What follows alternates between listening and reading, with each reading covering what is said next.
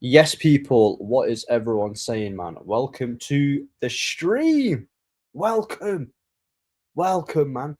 I've not done this yet in about 25 gazillion years. But you know what?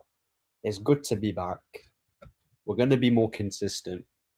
Been doing pre recorded videos. And you know what? Just like that, I've got my guy joining me. Remco. Listen, Van Lai shout. I've probably butchered that. But listen, it's good that you're joining. I appreciate you being here, taking your time out, supporting the channel. You know, we've got big things lined up. Don't mind the background right now. It's a work in progress. I'm a bit sick, but you know what? It's worth making these videos because international break has been absolutely dead. You think I'm going to watch England with people like Jude Bellingham in the team? No chance, mate. Not in God's green earth, yeah, am I going to be making a video on not a video. No chance am I going to be watching a game, wasting my time on England. Never in a million years. Finally, you are live. Listen, bro, I'm telling you, I'm going to be more consistent. I'm telling you, more consistent. Having to do thumbnails, it's actually quite interesting, you know, making thumbnails. People think it's easy, but it's actually quite difficult. So I respect anyone that does it. You know, graphic designing, anything like that. It's good that it's a good skill to pick up, you know, because you can actually take it a long way. You know, like especially when you're first starting out. Visual when it comes to how you're, you know, aesthetically, people will be more drawn to how good your YouTube is looking, the thumbnails, the backdrops, all of it in it. So when you're first starting off, it's good to just gain a bit of consistency, a bit of momentum, and just takes things steady. And bro, just go step by step. Because for me, it's all about getting in the groove, being more consistent, and just enjoying the lives. Because let's be honest, no, bro, no one really enjoys watching any team right now in international. Like I know Nigeria got knocked out, which was big news. You know, Portugal beat this team 9-1. France are winning. You know what? When it comes to United, there's a lot to talk about because the season so far, and you can see by the title, I think it's been horrendous. And people will say to me, "Oh, but Ahmed, look at the Premier League title. We're not. Look at the Premier League table. Sorry, we're not far off. We're 18. We've got 18 points. We're only 1 point off top four because Sunderland have 19. Well, with me, I will never analyze my football club or footballers that play for my club based on numbers because numbers are very deceiving. Do you get me? Absolutely. Is that the catch up here? Look at this. Look at this guy. Yeah, what a fraud. No, I'm joking. I'm joking, innit? Big up, man. Big up, bro, innit? I appreciate you commenting. Rice is overrated, and make sure you're liking it. Yeah, man. Big up to you, bro. Your YouTube is you're killing it, bro, innit? Like it's actually quite sick to see, man. Yeah, look at this. Look at this guy, bro. Look at this guy. You think United is going to win against Everton? Bro, I'm going to be talking about that, yeah. I actually don't think we're beating Everton. I don't think we're beating them. I've actually, most of my predictions, barring Brighton, have been spot on. I said we're going to draw to Tottenham. I said we're going to draw to Forest. The, what's it called? The Brighton one is the one that I got completely wrong. I thought we was going to lose that game. Come on, bro, my G. Yeah, come on, mate. Yeah, let's go, bro. Like it's good to see you on here, man. Appreciate you tuning in, and you know, just leaving a comment. You know, people don't actually realize how helpful that is at the beginning. Do you get me? Big up Ahmed, the fraud. Look at this guy. Yeah, you big up yourself, you fraud. Yeah, Dennis Bergkamp, not a bad player to be repping. You know, not a bad player to be repping. You know what? I'm actually looking at Arsenal's. You know, Arsenal. Yeah. Speaking of, I don't want to be talking too much about them. But, bro, in terms of attackers, United and Arsenal have produced the best attackers in the Premier League. I'm just trying to think. Oh, Chelsea have had Hazard, which is up there. Tottenham, Harry Kane. but no one really. I mean, they had Bale, but we're talking about the elites: Ronaldo, Rooney, Tevez. You even had Giggs for Arsenal, Dennis Bergkamp, Thierry Henry, Robert Perez. As much as I don't like Arsenal, we had some balls, you know. This is why when like people talk about how good a certain player is, oh, he's this and he's like Alexis Sanchez is another one. Alexis Sanchez, bro, I swear to God, every time I would be going into a game against Arsenal, I would be crapping it whenever I saw Alexis Sanchez on the pitch. When I play, no, I'm not even trying to hate. What playing Arsenal right now, there isn't a single player that I'm scared of. The only thing that worries me is set pieces, and that's not because of just how good their players are individually. It's just a routine that they're used to. Anyone can score from the set piece from their team. It could be Gabriel, it could be Saliba, it could be flipping anyone scoring a header. So, yeah, like players back then used to be amazing. Do you get me? I don't care about the treble. We are still so bad if you're talking about the performance. Yeah, bro, like Man United this season has not been good. Don't let the points gaslight you into thinking that we've been anything better. We actually haven't been good this season.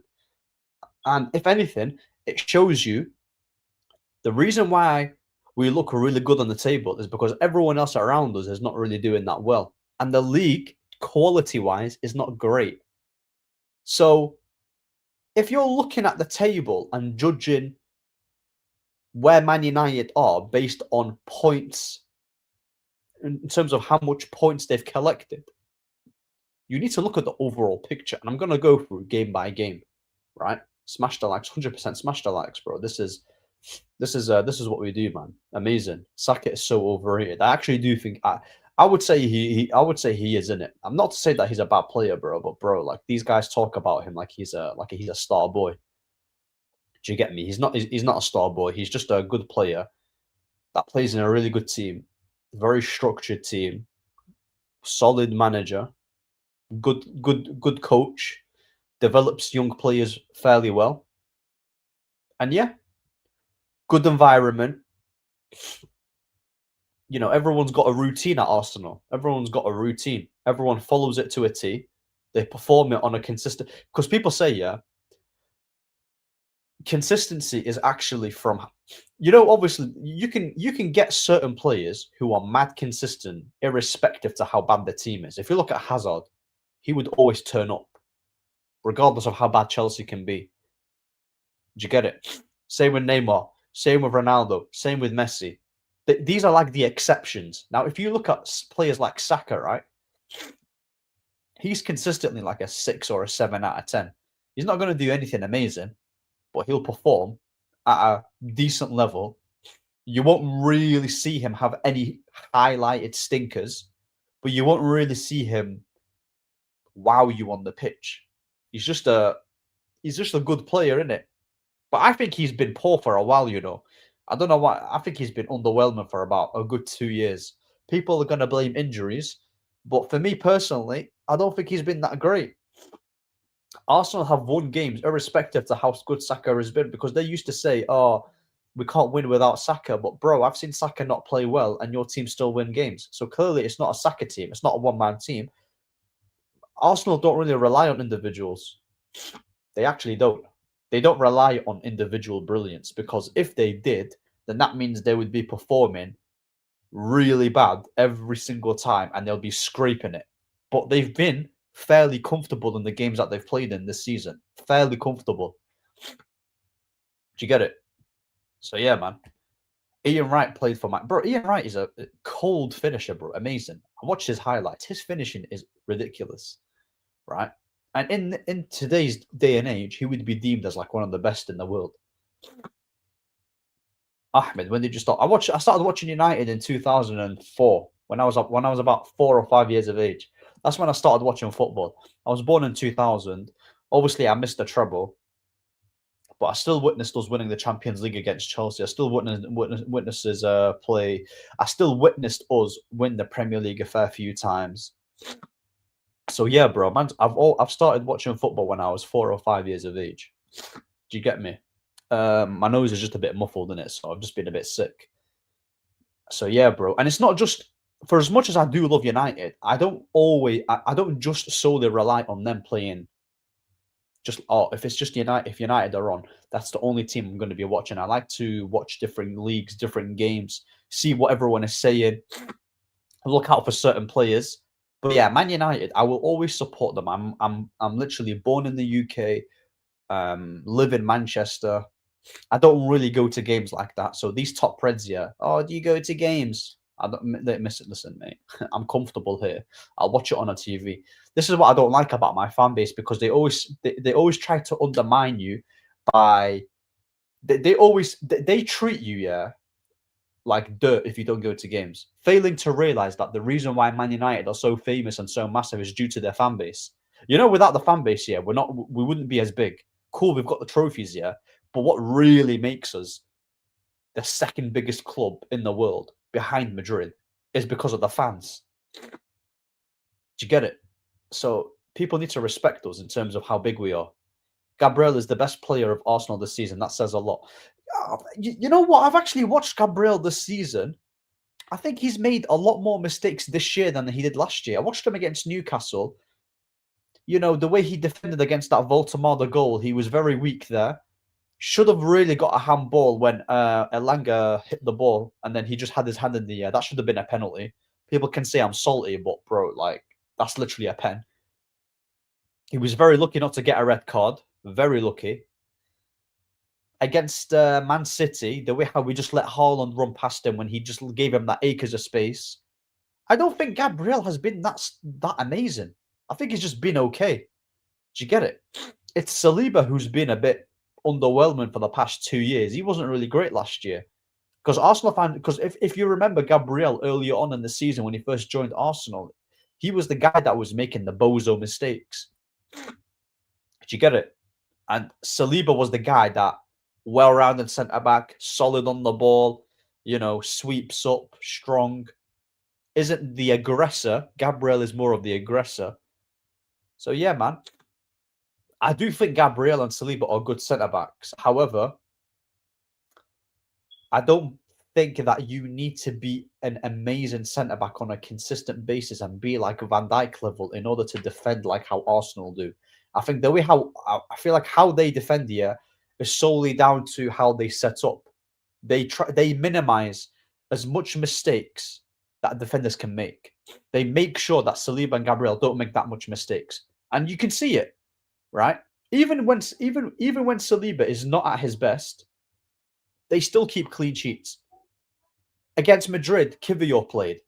They were still comfortable. So that's probably down to Arteta being a good coach, you know, adapting, trying something different. It's not exciting to watch, I'll be so real. Watching Arsenal is horrible, but this season is all about winning the Premier. This season is all about winning the Premier League, irrespective to how they play. As long as they get it over the line, no one can really say anything. Because if I'm trying to be objective with Arsenal, like we've said for the longest, oh, you can never take it over the line. You've not won the Prem, you've not won the champs, and we're right to cook them. If they do win it, which I don't think they will, if they do win it, no one's really going to say, oh, but the style of play you played was dead. They've won the Premier League.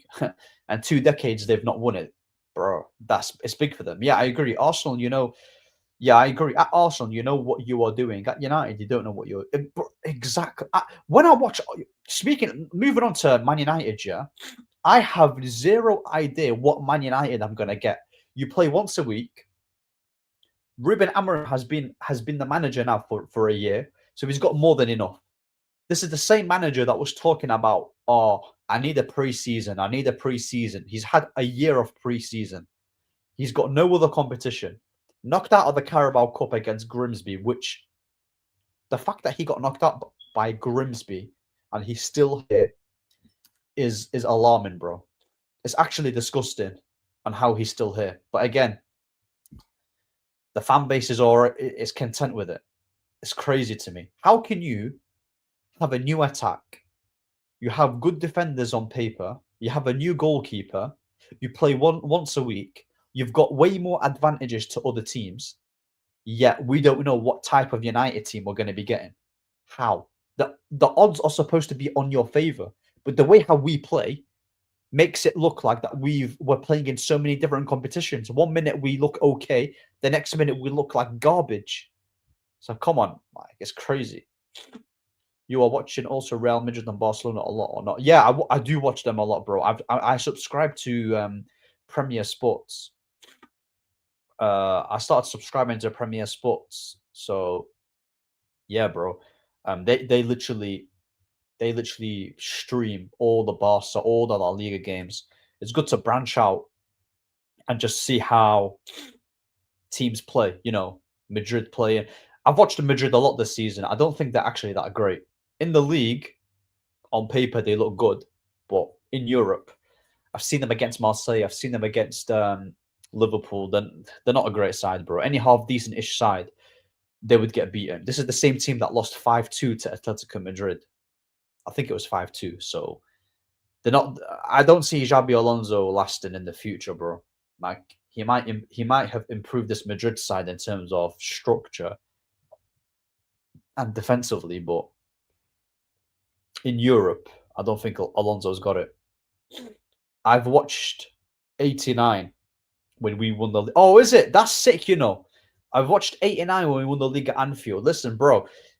Speaking of Liverpool, people always tell me, would you rather Liverpool or Arsenal win the league? I've said Arsenal any day of the week.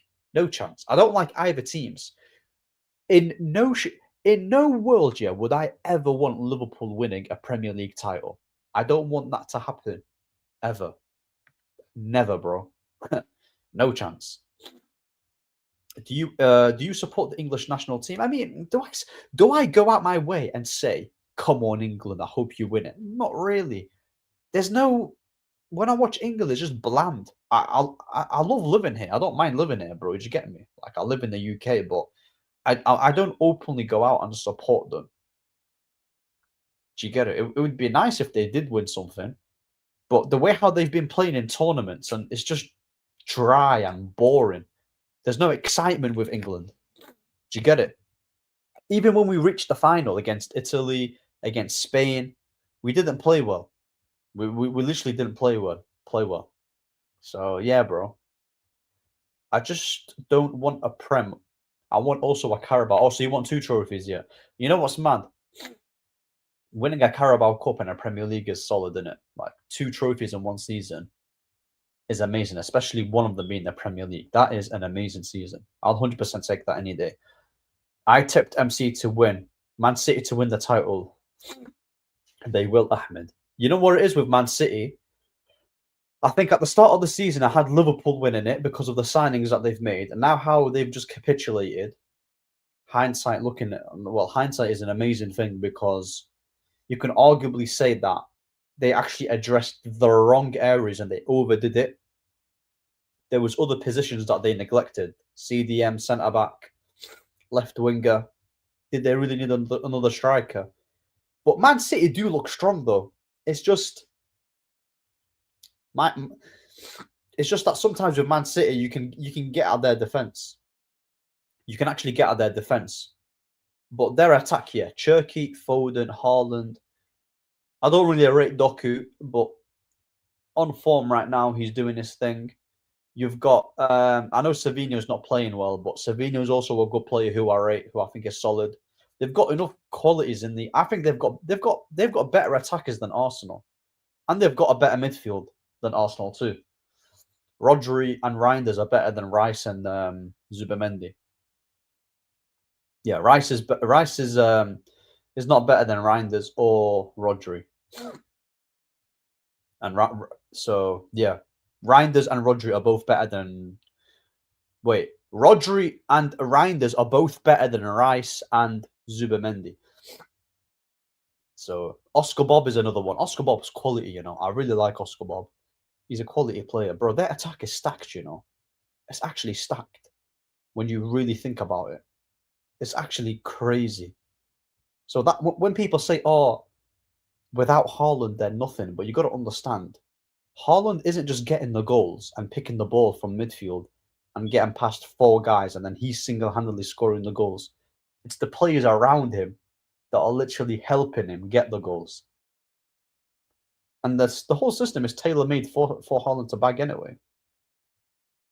And not to say that Haaland doesn't score goals elsewhere from Man City, but when you've got Haaland in your team, whether that be for Norway, Dortmund, come on, bro. At Dortmund, he had Royce and Sancho, two amazing creators. Man City, he had De Bruyne. There isn't a single team, even for his national side, he's got Ødegaard. There isn't a single team that Haaland has gone to where he's not got good creators around him. He's got Ryan Cherki too. Rice is also overrated, like Zubimendi. I like Zubimendi. Yeah, Zubimendi is... There's a reason why they bought Zubimendi. Zubimendi is the player that's going to be able to break the lines. He's going to be the guy that's going to be much, way more composed on the ball. When you press Zubimendi, he's way more agile. He's able to, you know, he's able to just get away quicker, bro. He's not stiff. Rice is stiff. He's not a CDM. Declan Rice is not a DM, bro. He's not a DM. He will never be a DM. Like he just isn't in it. He doesn't have the capabilities of playing in a single DM. You know, you need to be very good on the ball. You need to be composed. You need to be able to pass forward. You need to be able to read the game really well. Not to say that he can't read the game to an extent, but it's not at the same level as Rodri, Casemiro, Caicedo, and all these things. Yeah, Rice just has an amazing engine.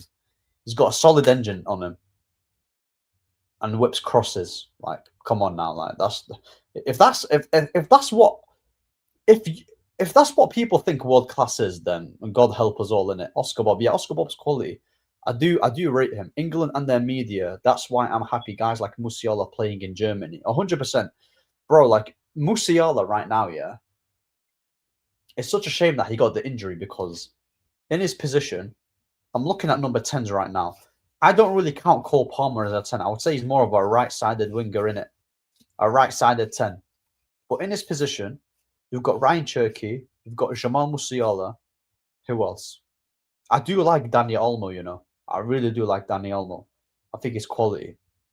You've got Arda Güler. You have... Yeah, bro. Those are the players. I would say that probably Ryan Cherki and Musiala are the two players that are the best in that number 10 position. Yeah, because I've always said, I'm not just saying this, that Wirtz is not performing well, but I've always preferred Musiala over Wirtz. He's also Germany's best player, bro. Like he's Germany's best player. He is absolutely amazing. Like, the guy's dribbling and close control is ridiculous, man. He's fake. He's fake. I don't believe Amorim. I don't believe in Amorim to improve this team. His style of play is also horrible, and he doesn't improve the players. Bro, who has he actually improved? He's not improved a single person. He really hasn't. If someone can name me a player that he's improved visibly, that he's actually sat down and coached and went gears, he went like 2 or 3 gears up, then be my guest. But I don't see a single player that he's done that with. I really don't. I know what we're doing every week. If we beat Everton, I said top 4. Do you have us playing? So you've got us, yeah, getting top 4 then?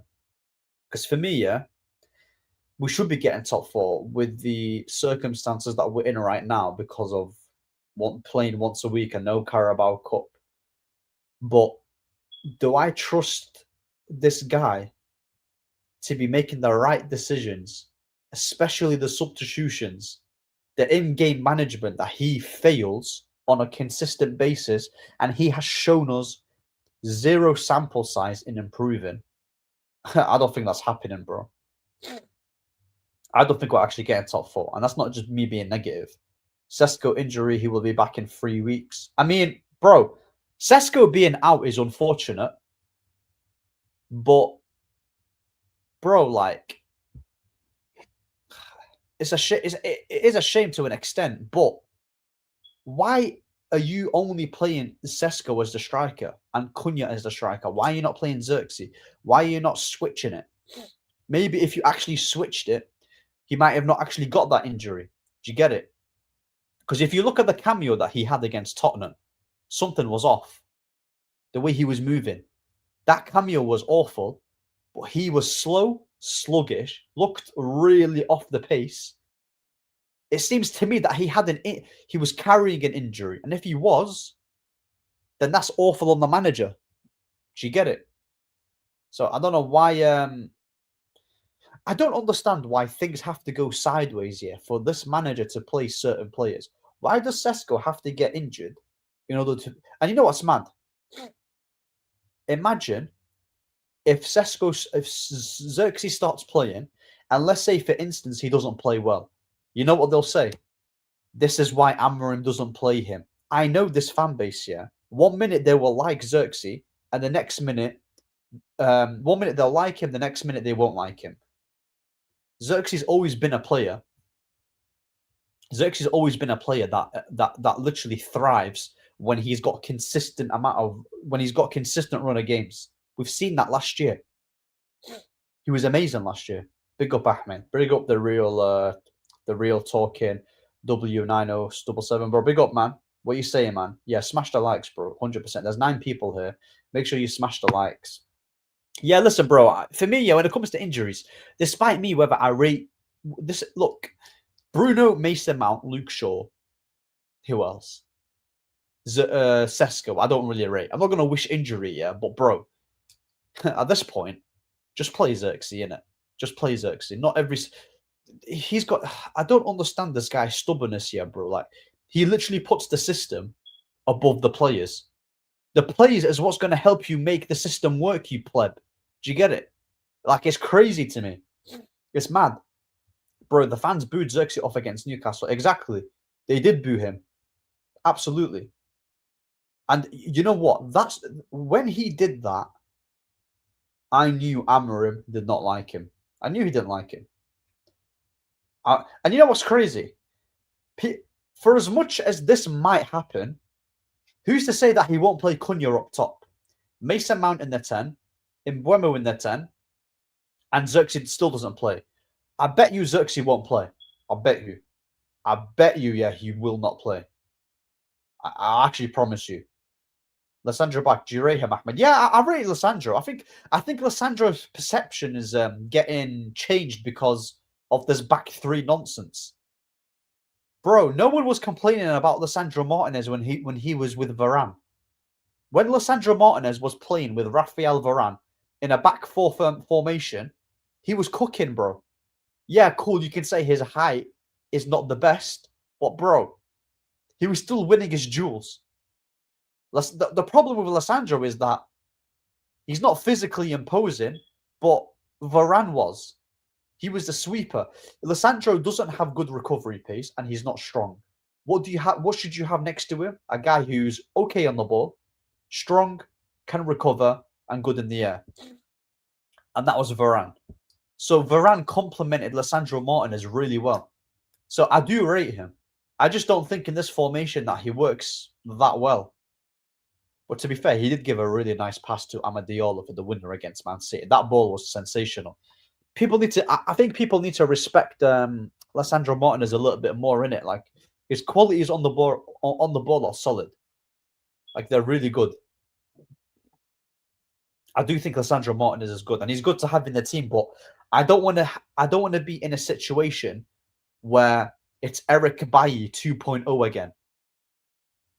Like, recurring injuries. Because at this point, yeah, you might as well just get rid. If he gets more injuries, he needs to go. So there you go, bro. Like, that's my stance on Lisandro. I personally rate him. There's been games where I'm like, what the heck are you doing? So even Ten Hag improved the mania. But you know what's crazy? I don't even think usually. You know what's mad?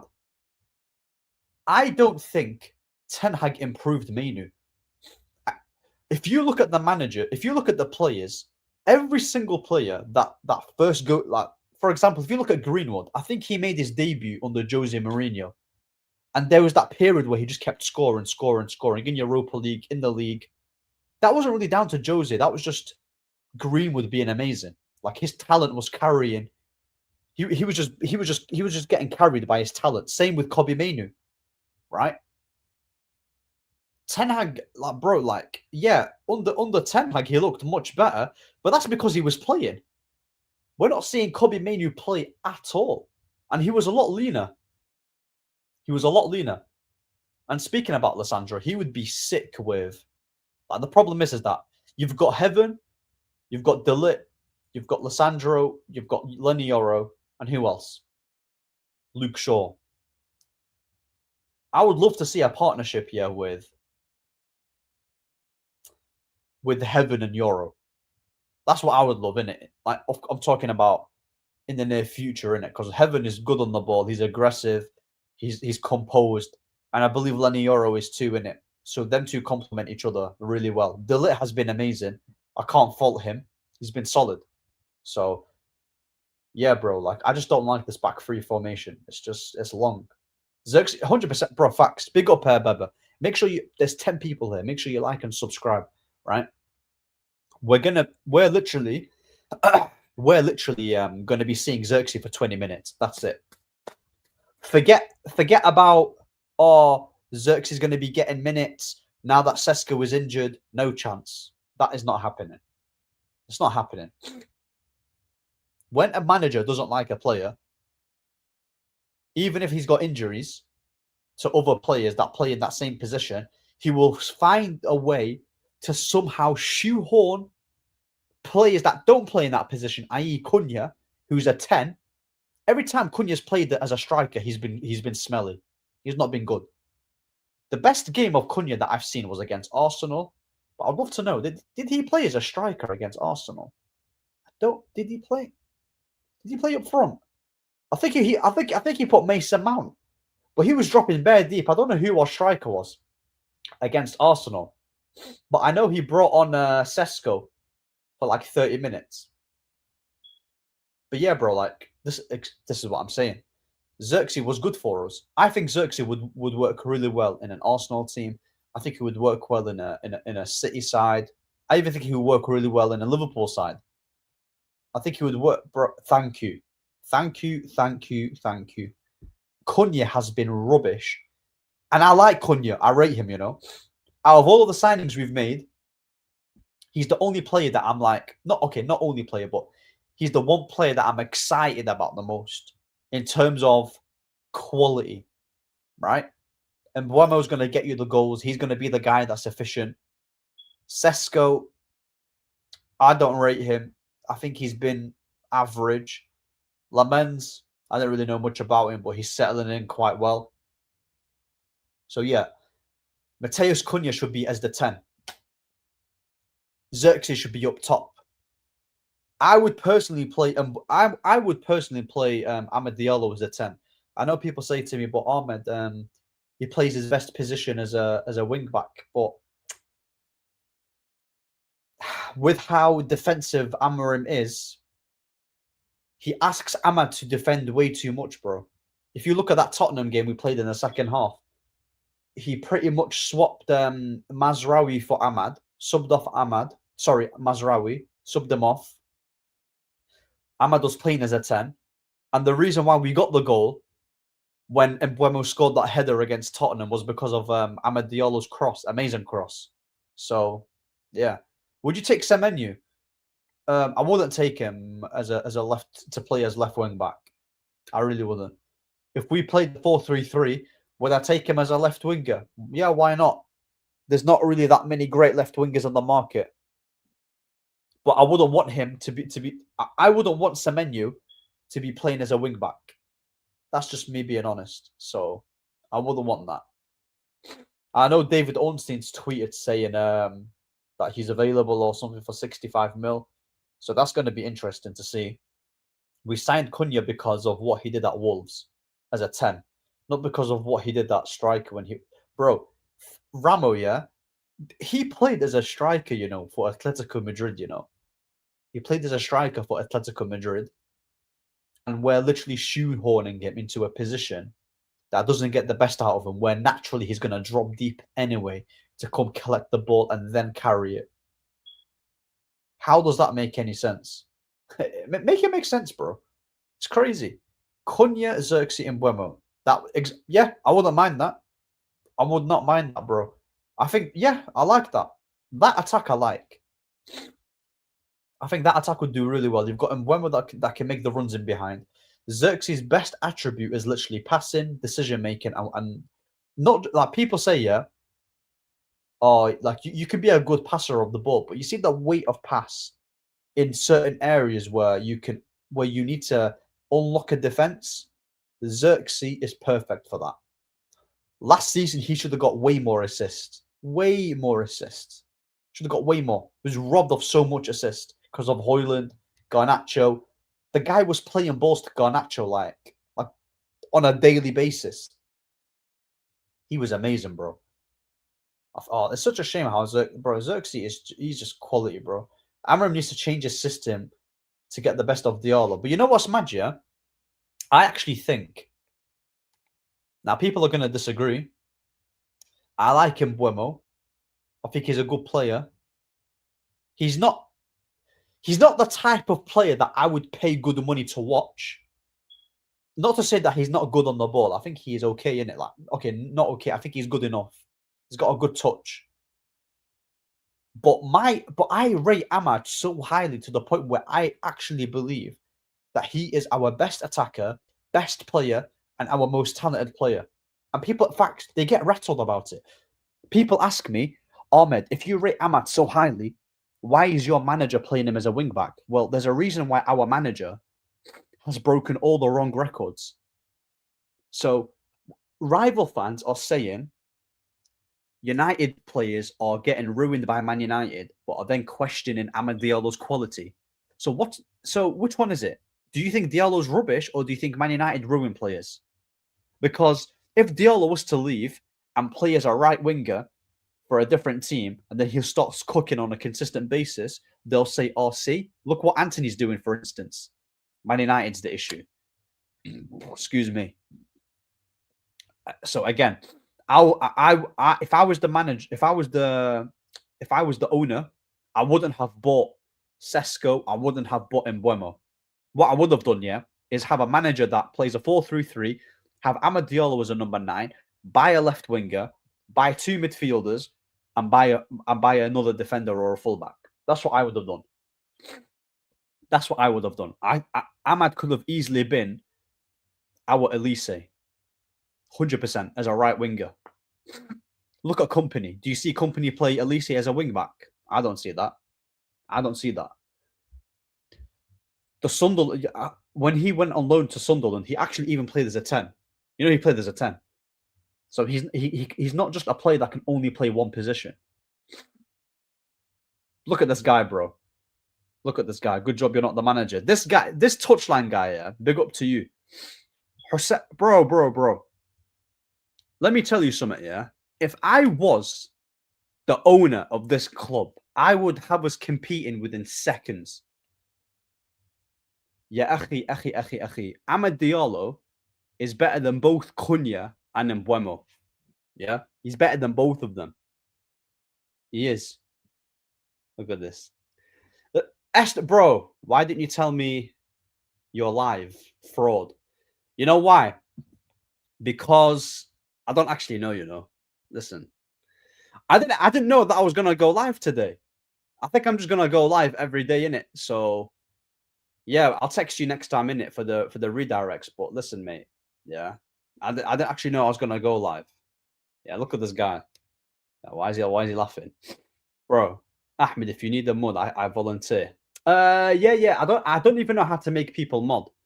I swear to you, yeah, I don't know how to make people mod. But yeah, Ahmad's better than oh, look at this. Who's this? Ahmad has been probably our second best player this season. I would say our best players this year have been Casemiro, De Ligt, Amad Diallo, and Mbeumo. And yeah, those are the players that I'm naming. I think Casemiro has been our most consistent player. Ahmed has been good for the last few games. I mean, he's been, if you look at the Arsenal game, he was good against that. Fulham game, he wasn't great. Against Brighton, he was good. Against Burnley, he was good. Against who else? Tottenham, he was good. Against Liverpool, he was good. Like, the thing is, yeah, people think that because Amad Diallo is not scoring goals, they think that, the only way for you to be a good player is to bag. That's not true. That's not true. There's so many players. There's so many players, right, that flipping don't score goals that are literally deemed as the best. Bro, I'm not saying Yamal is on the same level. I'm not saying Diallo's on the same level as Yamal. But bro, that guy scored about 8 goals last season and almost won a Ballon d'Or. It's got nothing to do with goals. Like, goals isn't the only thing to literally, bro. Ahmed's better than Mbeumo. Yes, he has. He has, bro. Ahmad's been a better performer than Mbeumo this season, yes. Mbeumo has obviously been more efficient, but people don't understand that, bro. Most of Mbeumo's goals, yeah. Mbeumo doesn't score the goals that he's scoring this year without obviously Amad Diallo in. Amad Diallo is a big feature in how he scores. That's a fact, bro. I don't know why he's laughing. You know, I'm actually being serious. I don't know why he's laughing. I don't know why he's laughing. Why is he laughing? He's making me laugh now. Shout out to my nation, Ireland, making the playoffs. Oh, yeah, shit. Ahmed, you were right about Bellingham being overrated and shit. Bro, I swear that's half of Mbeumo's goals. Or am I bugging out? And he could have had way more. What are you talking about? Could have had way more. Did you get me? And listen. Oh, here we go. Here we go. Of course, Mr. I want to be a different merchant. And Mbeumo's not on 6 goals. He's on 5. He's on 5. I'm pretty sure. Is he? Yeah, he's on 5. What are you talking about? Yeah, he's on 5. He's not on 6. Bro, listen. You see this J thing here, bro? Like, and do people just add all comps? Like, I'm talking about goals in the league. Like, what competition are we in that's actually serious? I'm just talking about the league, innit? Bro, forget about all comps, bro. Like, in the league is what I'm talking about. That's what I'm talking about. So are you telling me that Cunha has been better than Diallo this season? Because if you can tell me that, you know what it is, it's not even about, bro, I've got no issues with Mbeumo. I think he's useful to have in it, but I think with people, yeah, is that they're just looking at world champions twice, more world champions twice, one more than England. Give me De Zerbi. I never used a world class tag. Okay, but so so has Cunha been better than Diallo this season then? Because he hasn't.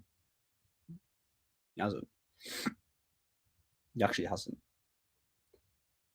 Yeah, look at this. Big up PFC. Bro, Pep is a better manager than Fergie. He's not in it. Respectfully, he's not, bro. He's not. Like, the only thing that Pep Guardiola is better at than Fergie is the style of play, the football, and coaching. But as a manager, Fergie's better than him. Fergie's more adaptable. He's not as are you arguing who's a better footballer or who's been more effective? Bro, you can mention both. Amad Diallo this season, performance-wise, has been better than Cunha. Literally. But Cunha this season has been a 6 out of 10. Amad Diallo has been like 7.5. Casemiro has been an 8. Do you get it? And Mbeumo has been a 7. That's what I'm rating. You rate Tuchel. Yeah, I think he's a good manager, but I didn't want him at United. I respect what he's done, though, innit? I respect what he's done. Yeah, of course, bro. Casemiro is still so good. 100%. For Lemons to be up there, bargain of the summer. Yeah, bro. Like, with him, I was a big advocate of Emiliano Martinez, innit? I still am. But so far, Lemens has been solid, bro.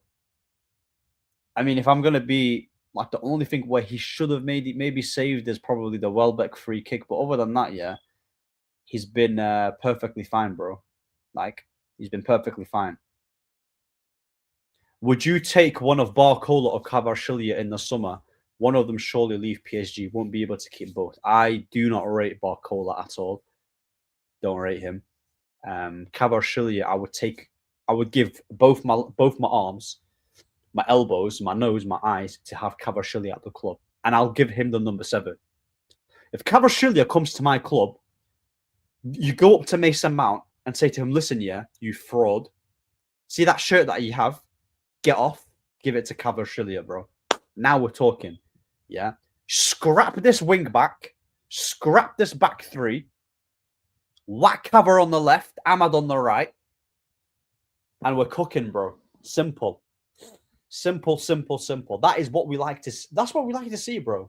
Kvaratskhelia is an amazing player, or Rodrigo. There's only the players that I would give the number 7 shirt is Rodrigo, Kvaratskhelia, and who else? Semenyo, no way. Semenyo is nowhere near Kvaratskhelia or Rodrigo. He's nowhere near them. And yeah, bro, those are the only 2 players that I would give the number 7 shirt. Look at this fraud.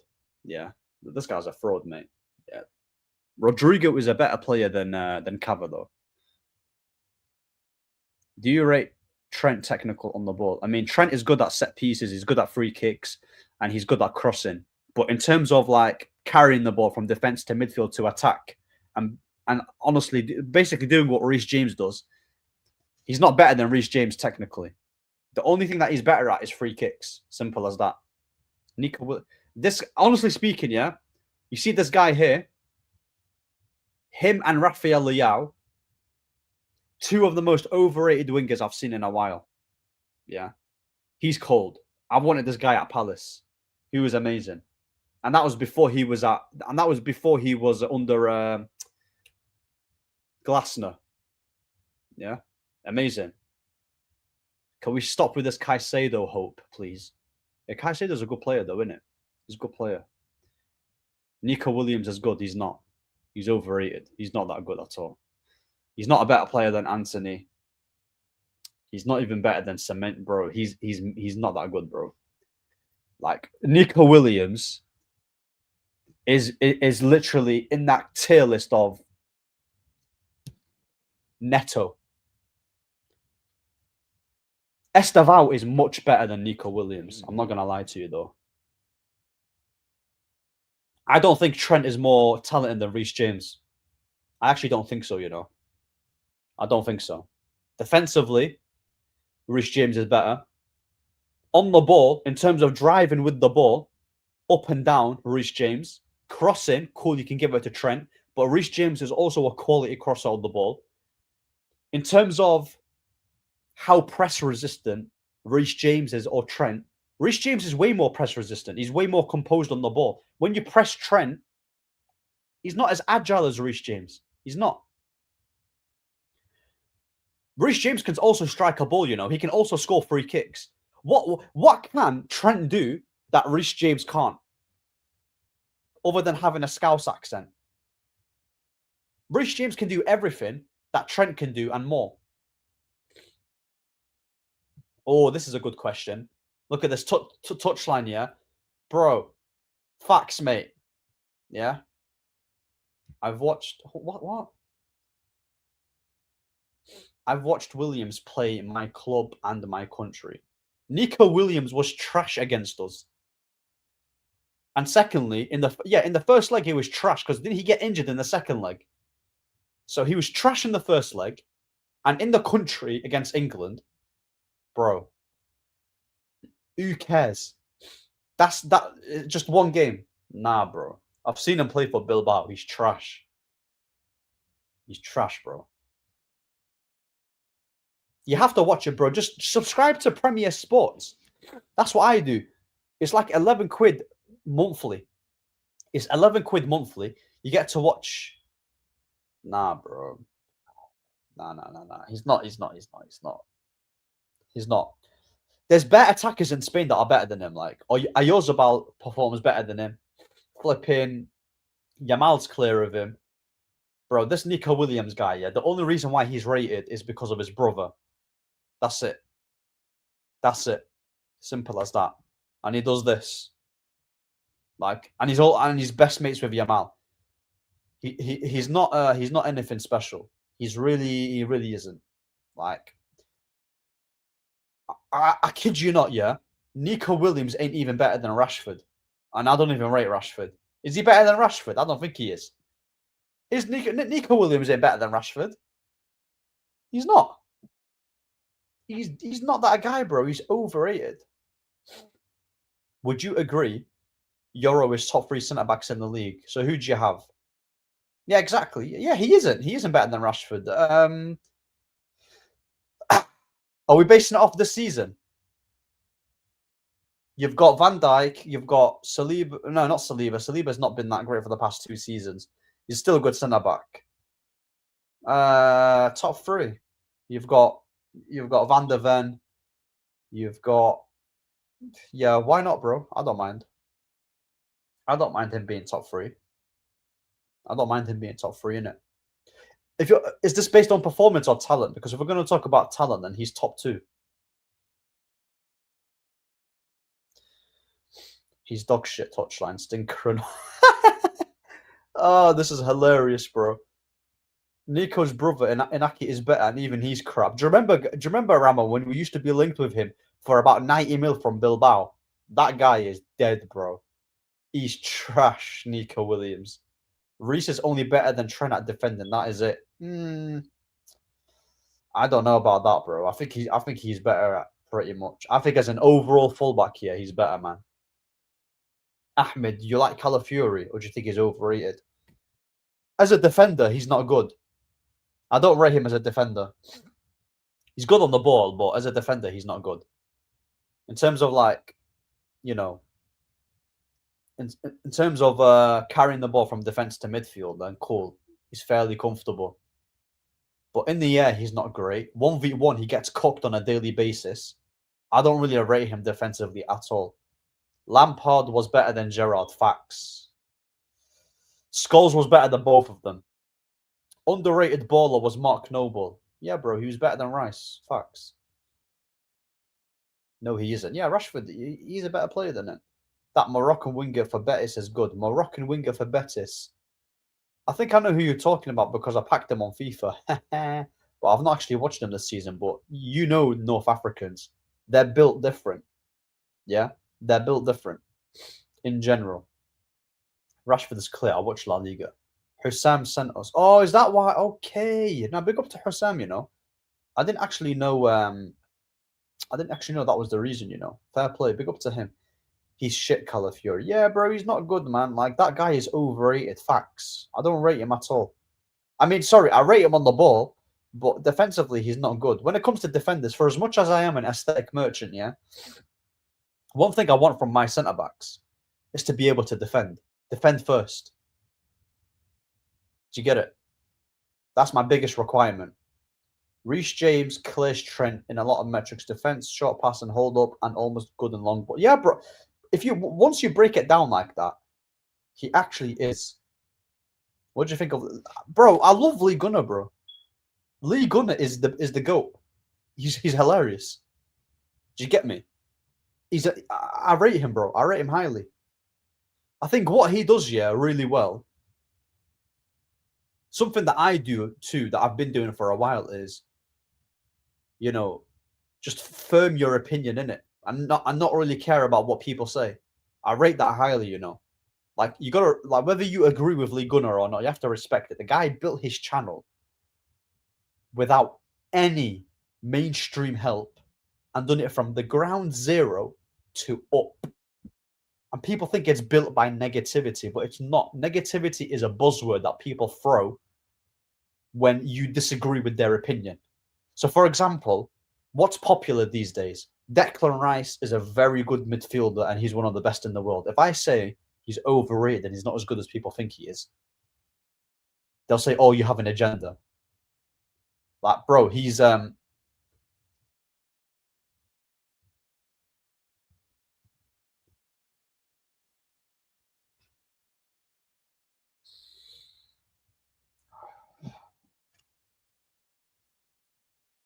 anyway, I'm gonna forget I didn't.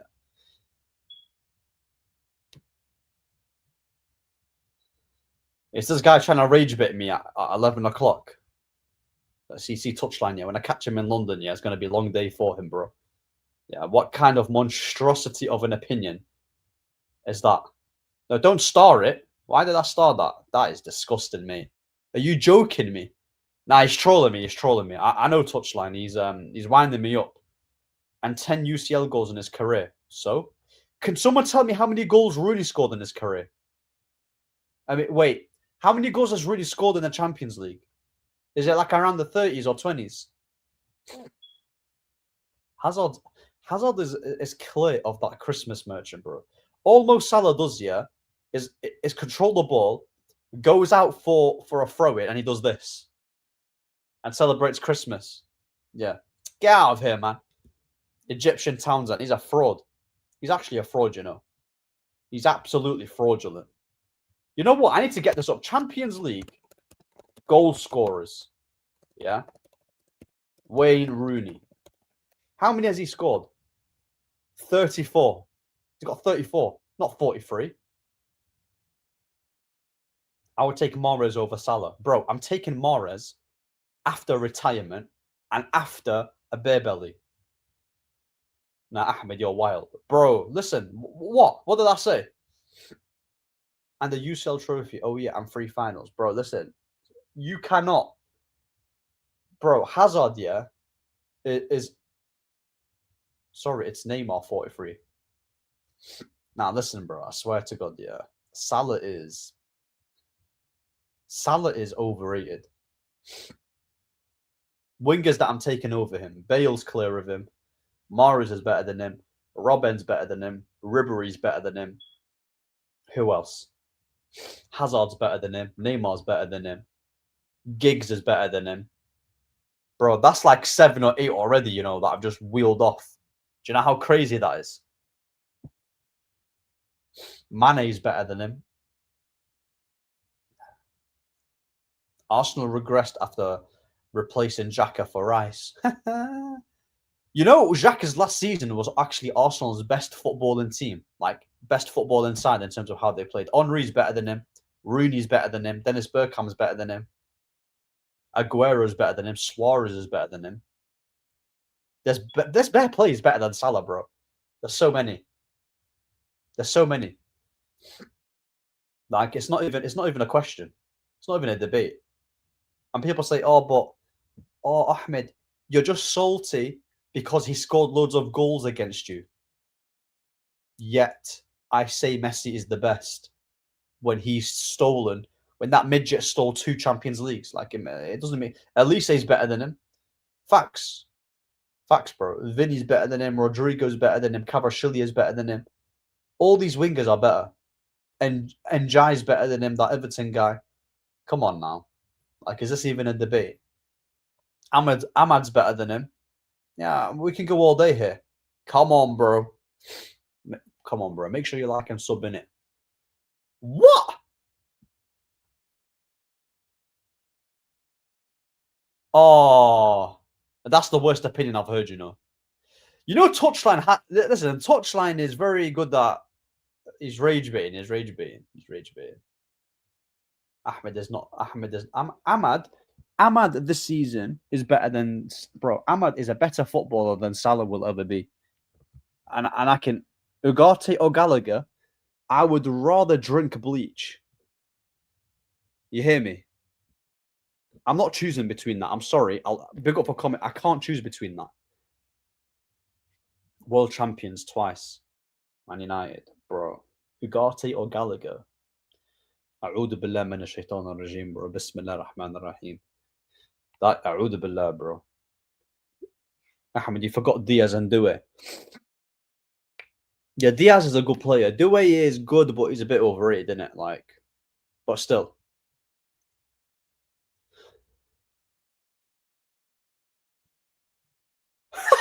Nah, bro. Don't... No. Because you know what, yeah? You know what's my touchline? If I actually gave my opinion on that... Nah, touchline is a madman. I'm not even going to pull that on the cut.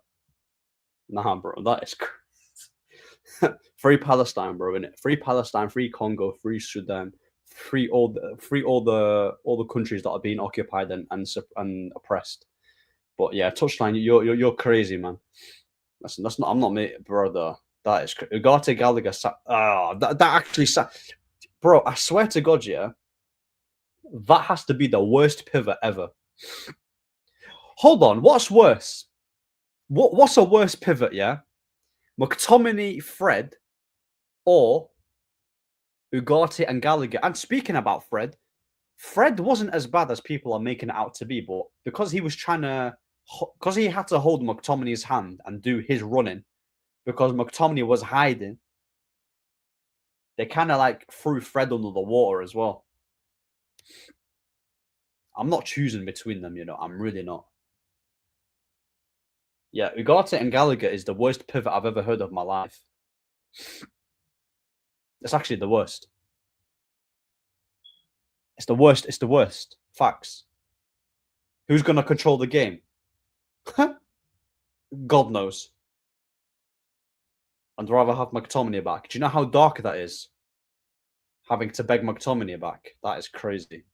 They both held Pogba's hand. Yeah, Pogba was the best player and best midfielder we had post Fergie. And no one can argue with that. The best players post Fergie. I mean, technically, he played under Fergie. I was going to say De Gea, but he played under Fergie because he won the title. I'd say Pogba, Martial, Ibrahimovic. I'd say them players.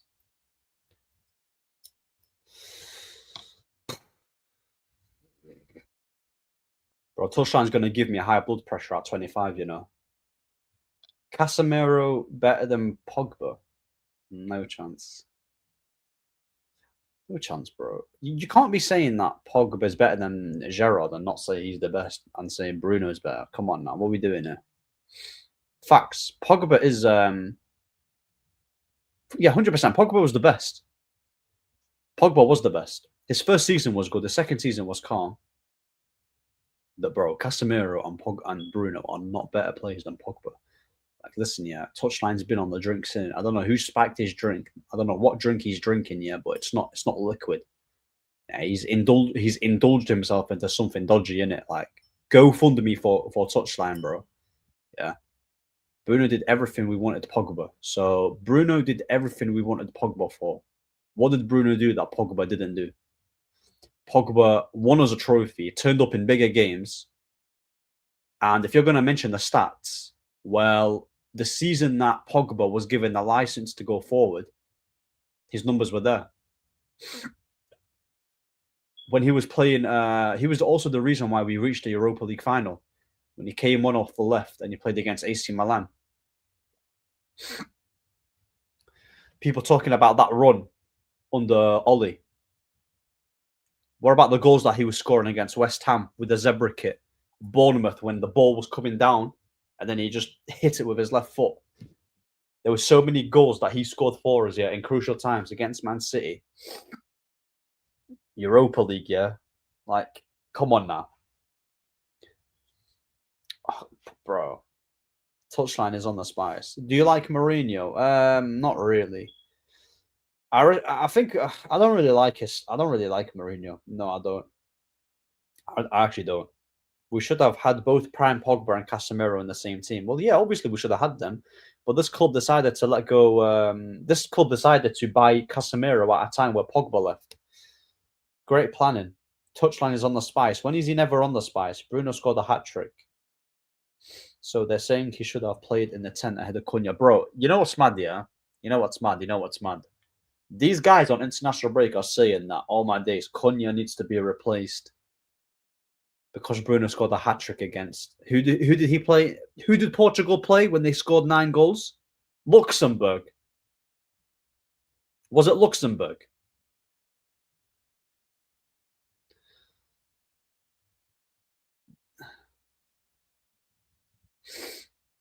Most underrated signing. Armenia, that's the one. That's the one, Bruno. Yeah, he's on a wind up, bro. He's on a wind up, bro. He's on a wind up.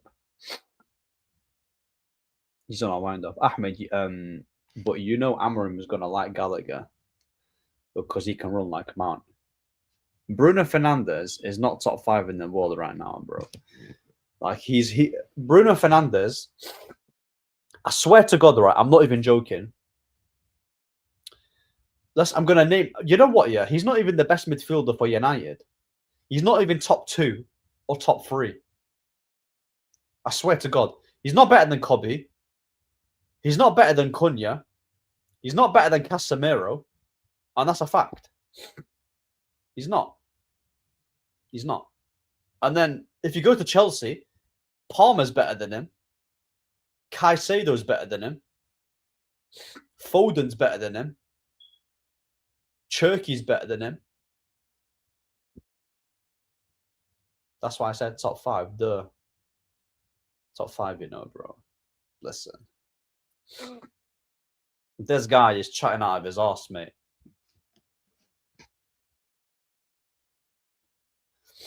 That is crazy. Can't stand Di Maria. Di Maria was cold, though. Di Maria was cold. What do you think Bruno Fernandes' best attribute is? Moaning, mate. Yeah? And not in that way. Yeah. His best attribute is literally like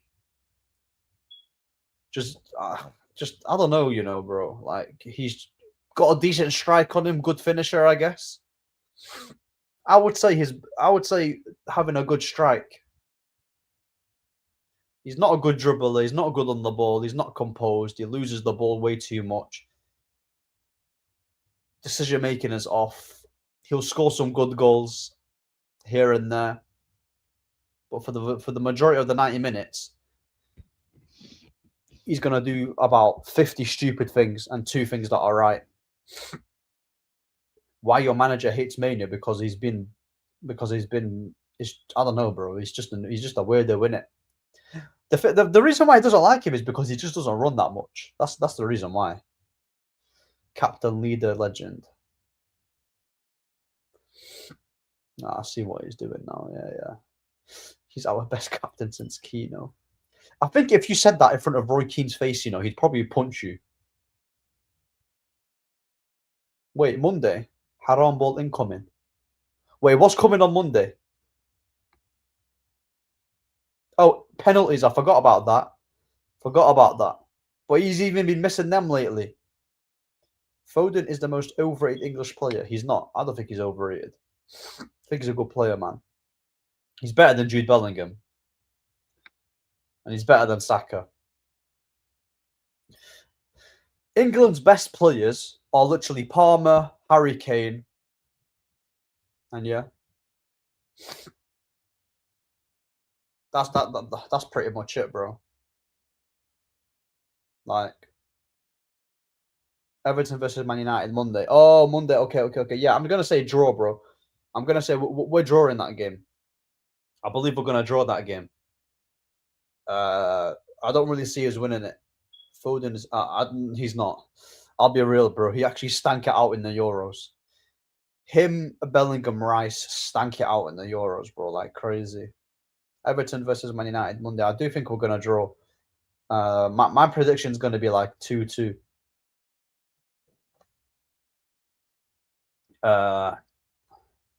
Bruno led us to our 2 worst finishes in the Prem.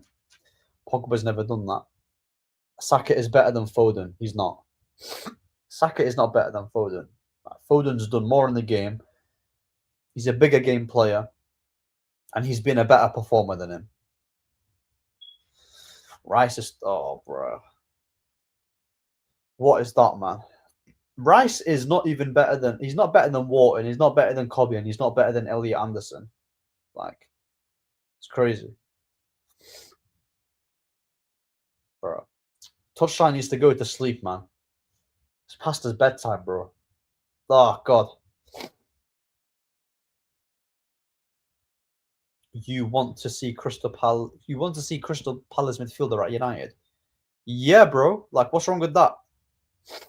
There's nothing wrong with that. Didn't Man City get Nathan Ake out of Bournemouth? Aren't Bournemouth relegated? No, not relegated. Was they not getting relegated back then? Under Eddie Howe? It doesn't really matter for what club you sign from. If you're good, you're good.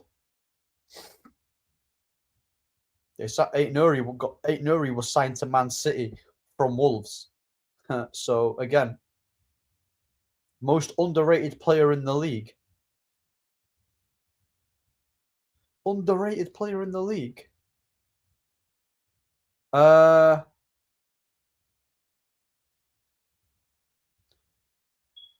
Probably the Newcastle striker.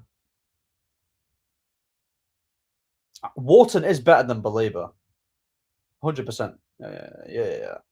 Wharton's better on the ball and he's a better passer. Baleba is more physically imposing and he's defensively like better, but Wharton's a better controller. 100%. I think I would say Wharton's a better footballer than him. Better on the ball, more composed, he can control games. Doesn't take too many touches, can pass it 1-2. He's quality, Adam Wharton. I do like him. I just like how simple his game is. Tonali is underrated. I do like him, to be fair. He is a good player. He is having a stinker. He is. But when it comes to that, I don't really mind him having a stinker. It just decreases his value, so we can just take him. But it looks like what's gonna happen, yeah, is Manchester United are gonna get Stiller, maybe, alongside the Baleba. I don't think we're gonna get Elliot Anderson. And to be fair, I'm not gonna lose sleep over us not getting Elliot Anderson. I'm really not. Not to say that he's not a good player. Yeah, he's good, but exactly. He's max a £50 million player. Max. He's a £50 million player. I'm not paying 100 mil for a guy that's not even. Come on, bro. You have to be levels if that's how much you're going to pay for. Nah, I'm not a fan. I'm not really a fan, bro. I don't rate Frimpong either. I don't rate any of the Liverpool transfers, barring Isak and Ekitike. I do rate Wirtz, but obviously he's having a stinker in it. So, yeah. But that's why, yeah, it will be between. That's why they'll probably try and get Baleba for around 80 to 90 and try and get Stiller for like 50. Crazy how players are getting injured. Arteta brought on Gabriel 75 minutes versus Port Vale and brought 65 minutes, and Igal never complains. Wait, is that true? Hold on a sec. Gabriel, there's no way, he actually played against Port Vale. I didn't know that. What the hell? That is, bro, this Arteta guy is weird, That is mad. Watch him now, but we should. I don't think we're gonna get Gallagher, bro. But I don't think we're gonna get him. Everybody's expecting Baleba, Elliot Anderson. No. We're not getting Baleba and Elliot Anderson. No. It's gonna be one or the other. Baleba, Anderson, and Wharton. It's gonna be one of them. So what's gonna happen is that Man United will Man United will get Baleba. Wharton will go to Liverpool. Elliot Anderson might go to a Newcastle or a Tottenham. That's my prediction. Elliot Anderson to a Newcastle or a Tottenham. Wharton to Liverpool. And Baleba to United. Me personally, if I had to rank it in terms of which ones I would prefer, it would be this. Wharton, Baleba, Elliot Anderson. That's just me. Do you get it? I would. If someone said to me, "Would you rather have Elliot Anderson alone or Stiller and Baleba, bro?" I'm going for that any day. If it's Stiller or Elliot Anderson, I'm still choosing Stiller. So yeah, man. 100, bro. Stiller, stylistically, is closer to he's similar to like a Tony Cruz, in it. And he's technically sound too, similar to like Kobe Mainu. Under Amorim, this guy is gonna turn him into a bozo. Still over. Yeah. I would say so, bro. So he's got a better pass on him, better on the ball. I don't think there's anything Anderson has over Stiller. Maybe physical attributes. Other than that, Stiller is the one.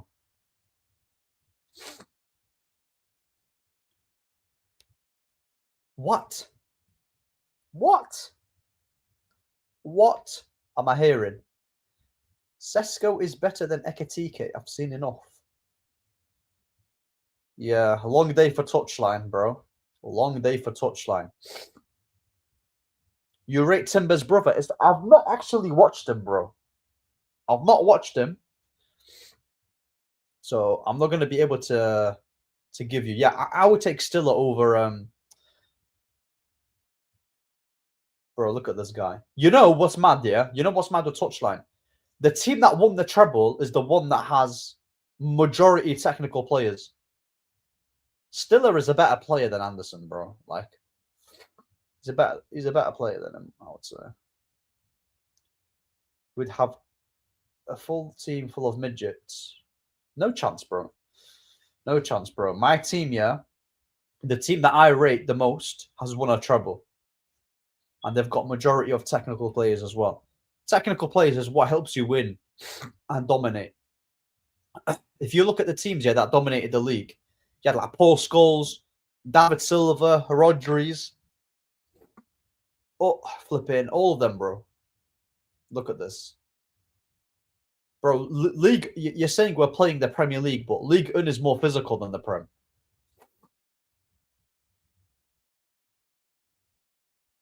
No, PSG do have physical players. They do.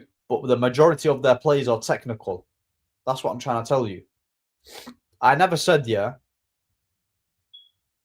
It is more physical, bro. I don't know why you're laughing. League One is a very physical league. It's a very physical league. The only thing that separates League One and the Prem is that the Prem is just more competitive in it. But you look at what's his name? You look at Kvaratskhelia technical, Dembele technical. You look at Fabian Ruiz technical, Vitinha super technical. João Neves is not. He's just a more technical version of Ugarte, isn't it? He's a much more he's a much better version of Ugarte. So he's the guy that's going to give you the physicality. You've got Nuno Mendes and Hakimi, who are both physical, but also very good on the ball. So I never said, yeah, that you neglect physicality, but when you make it your main priority and your technical level is doo-doo, then no chance.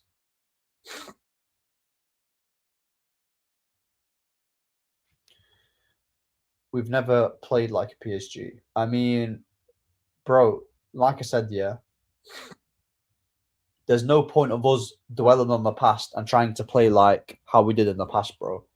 This counter-attacking rubbish has been awful. And even back in the day with United, yeah, we weren't just a counter-attacking side. We actually controlled games. We weren't a counter-attacking team. Yeah, cool, against the Arsenals and the better teams, that's what we was doing. But for the majority, we actually had possession. It might not be, it was just more direct. It was attacking, though. I'm not saying we have to play this slow possession-based football, yeah, but having possession and being able to control games is very important. PSG can also play direct. So PSG, it doesn't matter about how we used to play back in the day. It's about adapting and changing. We can't be stuck in the past with Fergie, or this guy is not going to play the Fergie way, bro. Like, let's forget about the Fergie way and move on, innit? Simple as that. Like, bro, like, we've tried counter-attacking under Oli, under Ten Hag, Jose. Who else? Now Amorim. What do they all have in common? Bozos, a lot of them. Like, they're all trash. Exactly, bro. But that's what I want, innit? That's why I wanted De Zerbi. That's why I wanted Enrique as well.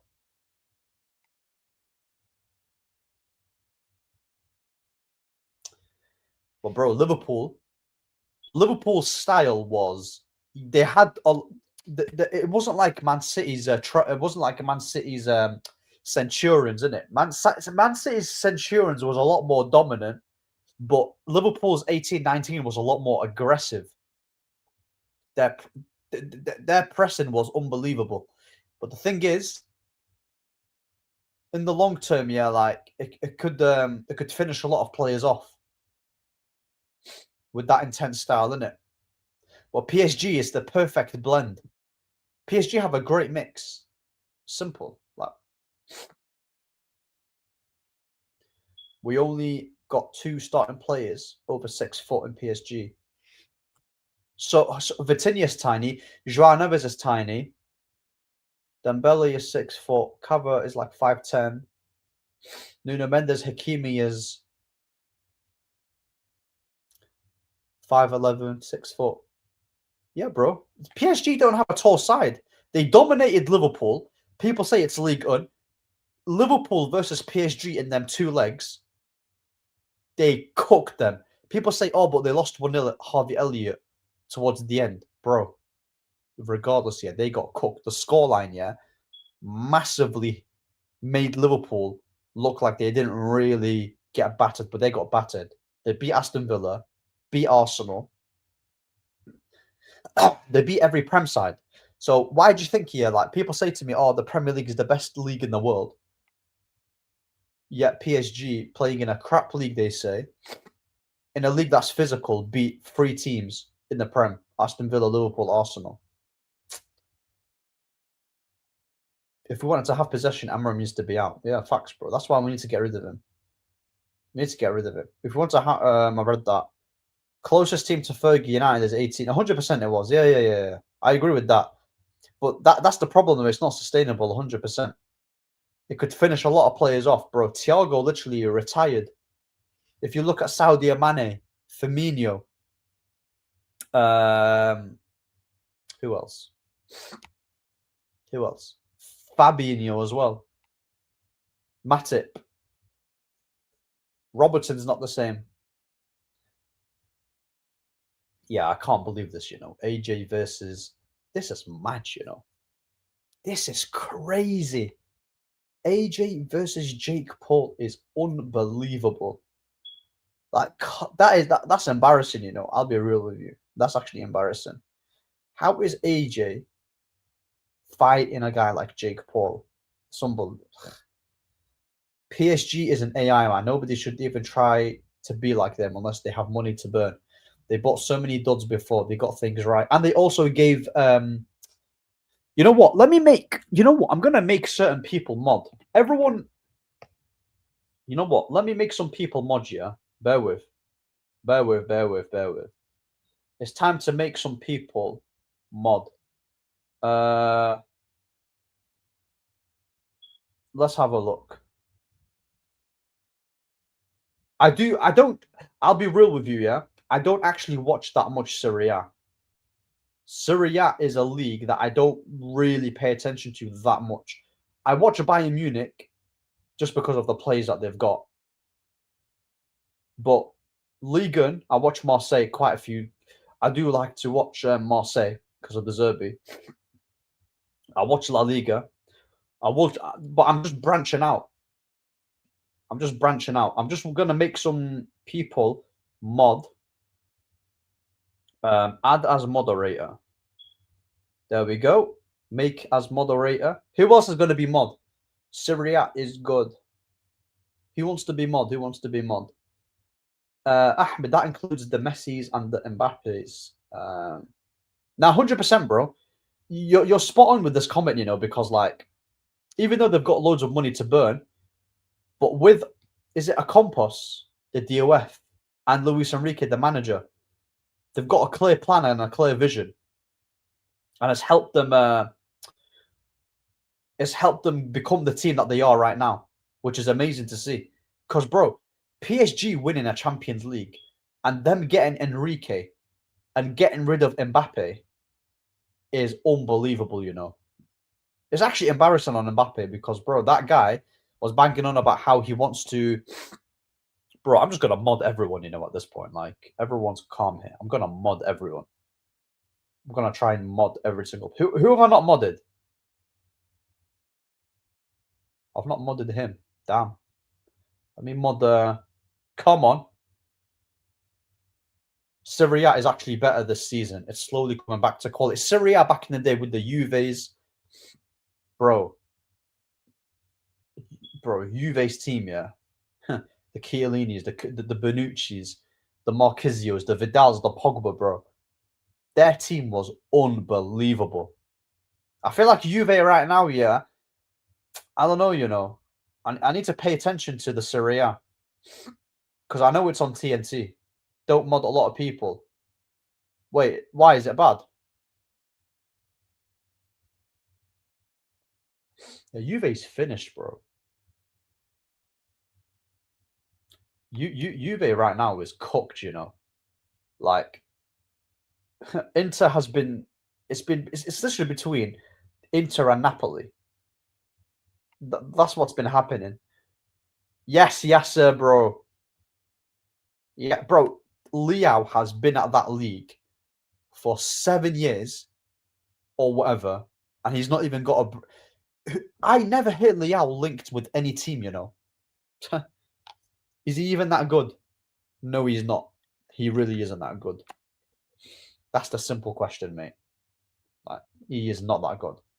The Juve, bro, they've fallen off. They've not replaced Chiellini. They've not replaced flipping the midfielders. I'm looking at their midfielders right now. I know they used to have what's his face? Oh, was he not at Juve? What's his face?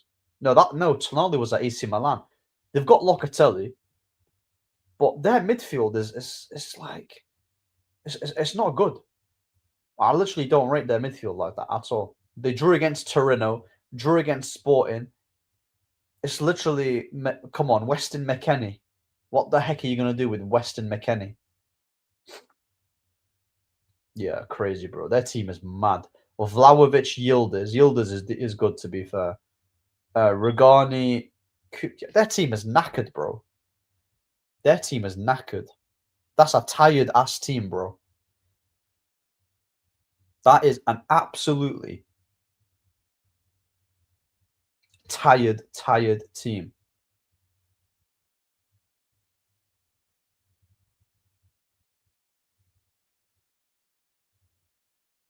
Come on, bro.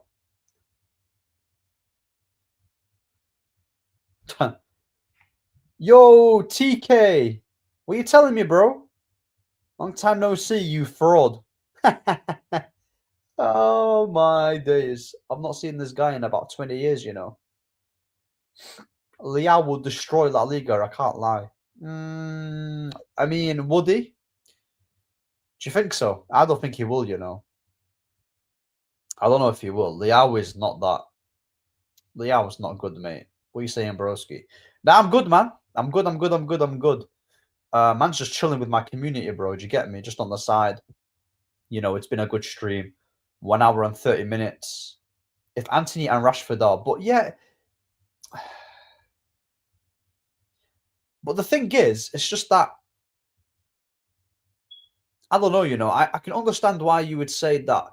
But the thing is, in La Liga, right, Antony is technically sound though. Rashford isn't really cooking, but he's getting output. But he's not really performing. But he's getting the stats. So it's kind of, you know, yeah, PMP is a weakness. But if you look at Nico Williams, if you look at Inaki Williams, Isak played there as well. And you can arguably say Isak had that one season for Sociedad where he was solid. But he started to perform a lot better in the Prem. So I think with PMP, it is a struggle. But it also depends how good you are in it. But that's what exactly, bro. Yeah. Because with Mbappe, the reason why Mbappe is scoring bare goals is not because he's super technical and he's cooking, is because his athleticism is freakish. So it's very difficult to score. It's very difficult to defend against. But Antony is more. Antony's always been technical, bro. He's played in that Ajax team. You don't play for Ajax if you're not technical, innit? Antony is technical, bro. Like, he's a good player. I do like Anthony. I don't think he was anywhere near as bad as people were making it out to be.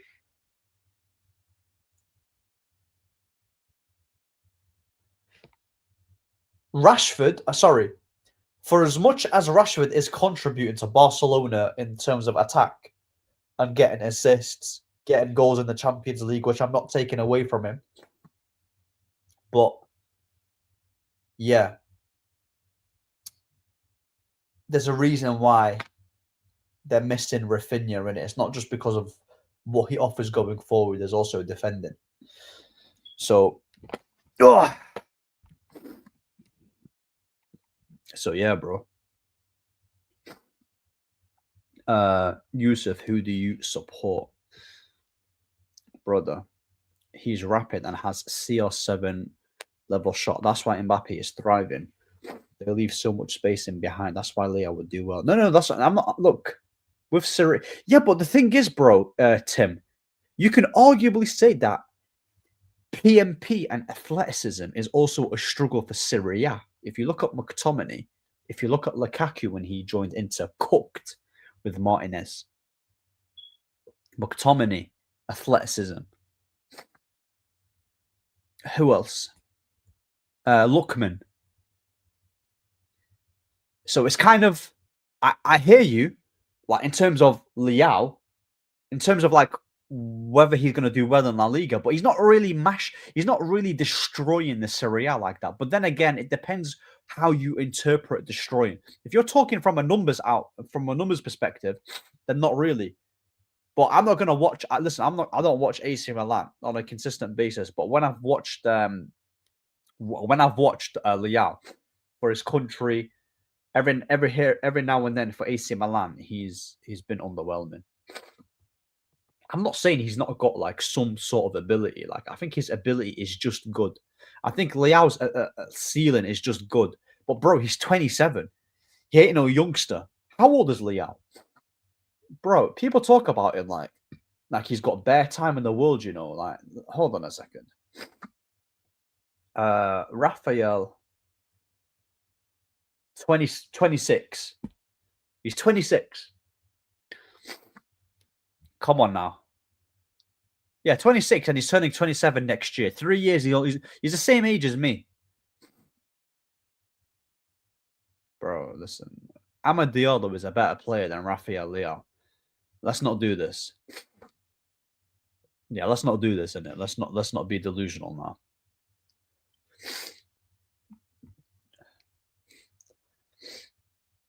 Bro, Leao is no chance, bro. Brother. Touchline. Put Lookman in Bilbao, and Lookman's a good player. Come on, Tim. See, Tim knows ball, you know. Don't disrespect. Come on, bro. Tim knows ball, man. Look at that.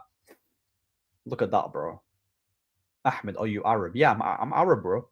أنا بحكي عربي. شو الجو؟ كيف حالك؟ شنو الجو؟ أمورك تمام؟ أموري تمام. Bro, I speak Arabic, man. I'm Libyan. أنا ديما نحكي عربي.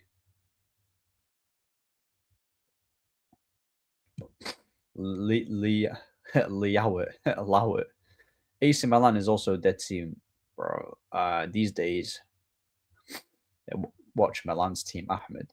Bro, AC Milan have fallen off, innit? They're falling off, bro, massively. Ahmed was getting Messi shouts at Atalanta while was more.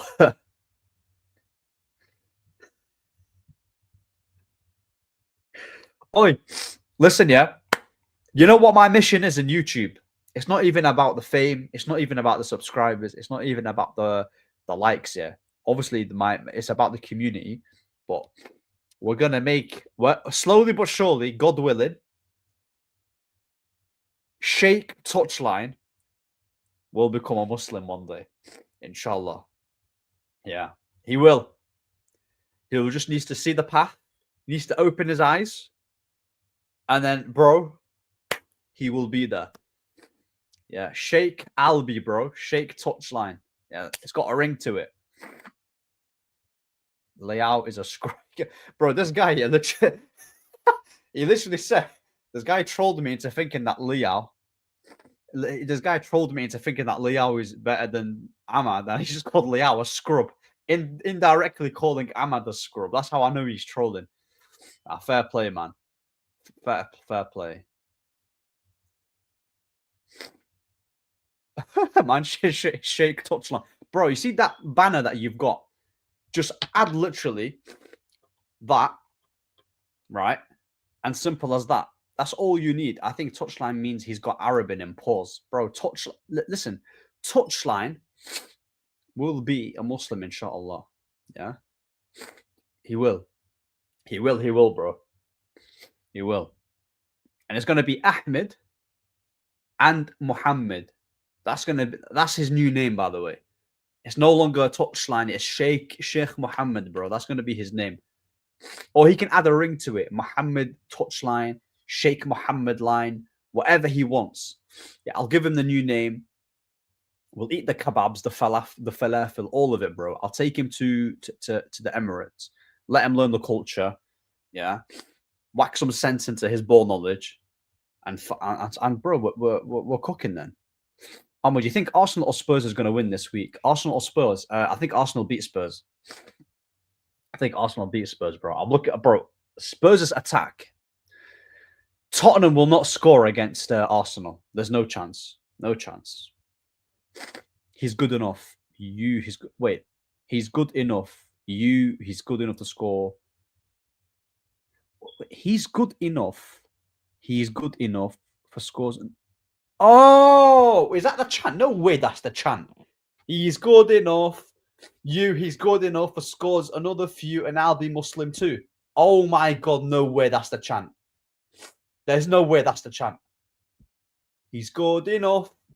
He's good enough for scores another few, and I'll be Muslim too.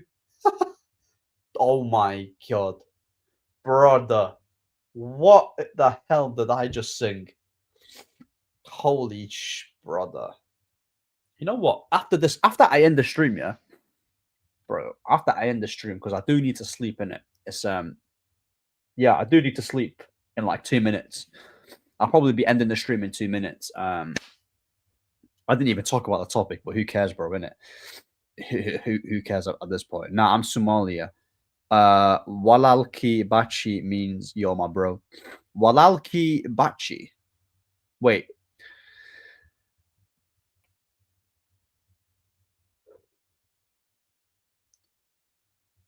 Oh. Nah, I'm Somali. Walalki Batihi means my bro. Okay. Yeah, I probably forgot about that. I probably mispronounced that. I'm gonna be live tomorrow. I'm gonna do another live tomorrow, bro. I'll go live on my TikTok and my YouTube. I'm gonna be going live every day now. Yeah, none of this nonsense about I'm gonna do this, I'm gonna do that. I'm just gonna do it. Yeah, simple. I'm just gonna do it. Bro, I swear to God, my immune system is finished. I've just recovered from a mad flu, mad chest infection, and here I am struggling. But alhamdulillah, though, I can't complain. You know, there's a lot of people with like worse illnesses in it. We just got to firm this, man. It's only a little cold. I just got to stop being a baby about it. Nah, I appreciate it, bro. Like, appreciate it, man. Big up to you, PFC. And yeah, you listen. You'll see me on with Touchline too, man. Me and him are going to be probably, you know, we'll collaborate as well. I'm pretty sure we do it every Thursdays now, so watch out for that. Big up for everyone who has tuned in. There's 11 people here. Oh, does Touchline feels betrayed or something? Wait, my favorite, Ahmed's favorite takeaway. Favorite takeaway is burgerism. If you live in Manchester and you know about burgerism, yeah, that's the best. It's the best. It's the best burger.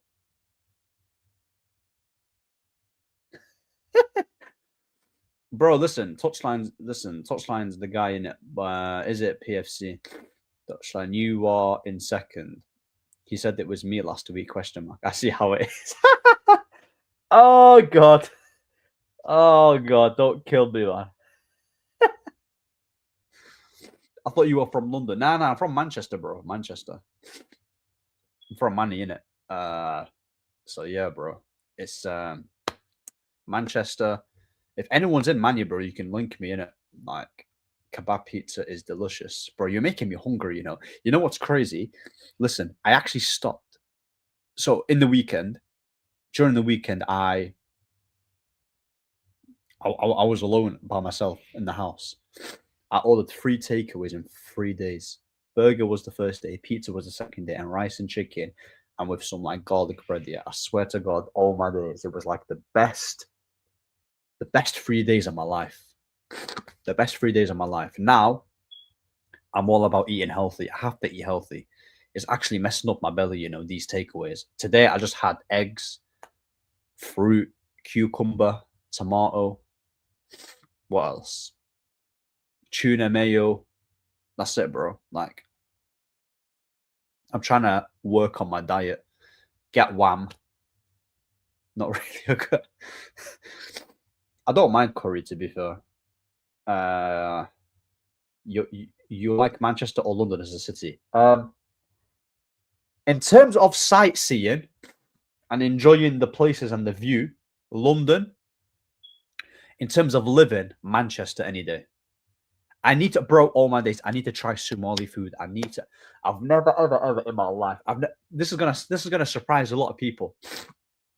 I've never had Chinese, yeah, and I've never had Somali food in my life, bro. I've tried Lebanese food, I've tried Libyan food, I've tried Palestinian food, every Arab food I've tried. I've not tried Chinese. I've tried curry, I've tried some Asian food. Moroccan food is really nice as well. And Irish food. What even is Irish food, to be fair? Irish food. What do Irish people eat? I've actually got no idea, I've actually got no idea what Irish people eat, to be fair. I've never had a Chinese, not drawn to. Bro, bro, you see, this is what's conflicting. I get this comment like, raw, okay, that's not bad. You've not had it. But then people say this to me. I get this all the time, bro, hyper. I've never had Chinese. Yeah, Yusuf, bro, I'm down to link up, innit? I'm down to link up whenever, bro. Like, my socials, bro, listen, are you dumb out here? Listen, I've never had a Chinese. Wait, I've been to a Chinese restaurant, but I've never had a Chinese takeaway. I've had duck, and that's about it. And duck is nice. Duck is nice, innit? I've not had any. That's the only thing that I've had. Just a duck. Yeah, just a duck in it. I've not had a takeaway. So, yeah, bro. Nah, that's a lie, bro. You've definitely had pizza. Come on now. Everyone's had a pizza. My socials, but bro, my socials are in my description, in it. My TikTok, my YouTube. Sorry, my Twitter. I meant. Excuse me. Let me check if it's actually done it properly. This YouTube thing. Has it even done it properly? I don't even know if it's done it properly. Yeah. But anyway, listen, 11 people here. Make sure you like, subscribe. We're almost to 1.5. Road to 2K. Big up Touchline, big up SE, big up PFC, big up Yusuf. Big up to every single person in the comment section. Ahmed, we went to a Chinese and ordered the stir-fried toast. I hear it. Ahmed went to a... Oh, bro, listen. You know what? You're not even lying, I think that's what I had. I genuinely think that's what I had, I'm just a bit of duck. And khalas, finito. Shbat, alhamdulillah. That's all I've had. That's literally all I had. See you tomorrow. Yeah, bro. It's 12 o'clock now, so I want to try and get some sleep. I'm not looking forward to work, We move, man. That's life, innit? That's life, bro. You got to keep on grinding, make a living. And yeah, bro. But yeah, the Somali girls are really bad. Bro, look at this. See, listen, now we're talking now. Do you get me? Bro, Somali, bro. You know what's mad, yeah, is that their sense of humor, Somalis in general, is actually funny, I don't think I've ever met a Somali guy. I almost said girl, Oh, that's mad. I've never met someone who's Somali that's not funny. And if they are, If they're not, sorry, they're not Somali. Ain't no way in God's green earth here are you a Somalian brother or a sister and you're not funny. It's a disgrace, man. Absolute disgrace. No chance. Absolutely no chance. So yeah, man. Look, tomorrow, be there. Have notifications on. Description. TikTok is there. Twitter is there. You'll see more consistent videos. Big up Touchline, big up Hyper, big up Yusuf, big up every single person that is mod. And yeah, bro, hopefully I get better, inshallah, because this cold has finished me. And I'm going to be going now. Peace. Amarim out. And yeah, bro. Ma salama. Adios, amigos.